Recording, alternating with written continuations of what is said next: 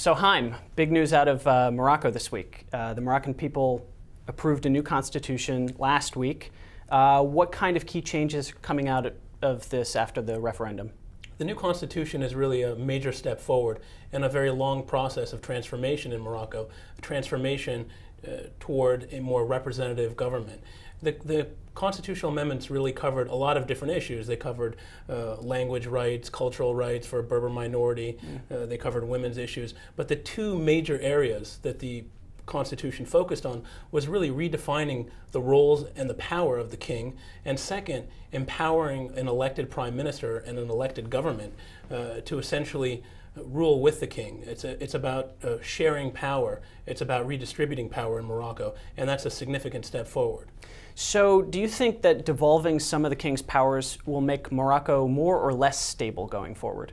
Looking forward, stability is going to depend not only on how these constitutional amendments play out, how they're actually implemented, and whether the king actually devolves some of his powers, but will also depend on whether the political parties, the people that are going to be participating and leading a new government, actually step up and reform themselves. Political parties in Morocco have traditionally been very weak, and that's one of the reasons why the king has held on to power for so long, is because the political parties were really the personal fiefdoms of large families. They were intertwined with different business interests, and they're really an aging power elite structure. So the real challenge here is for political parties to reform themselves, to inspire young people to participate in creating new political parties and strengthening existing parties and showing people that they can actually govern and help govern Morocco. It sounds like there's a little uncertainty going forward. King Mohammed VI has said that Morocco will distinguish itself by its democratic course. Can this model of gradual reform work for other Gulf monarchies or for other Arab states around the region? Well, Morocco's process of reform is very threatening to other monarchies, especially monarchies in the Gulf, which are uncomfortable with the pace of Morocco's reform.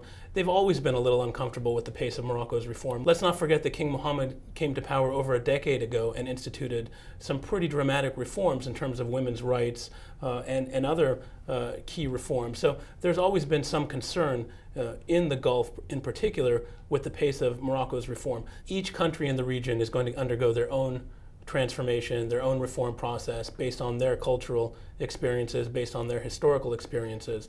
So looking at Morocco, do you think this is going to be a successful process of reform? This is a big step forward for Morocco. The constitutional amendment process, which the king announced, which the king pushed forward, is part of his answer to the Arab Spring, part of his answer to the protests, to the uprisings, to the discontent that was bubbling over in the region and Morocco as well. But this is one half of the answer. The other half of Morocco's strategy is to deal with the deep corruption and the deep socioeconomic challenges facing Morocco in terms of unemployment, youth unemployment, a lack of housing, lack of education, and how the government balances its strategy to move forward on the political front and institute these political reforms while at the same time moving forward and addressing the deep socioeconomic challenges that Morocco faces is going to determine the future stability of Morocco. These are some big challenges ahead. Haim, thanks for joining us. Thank you.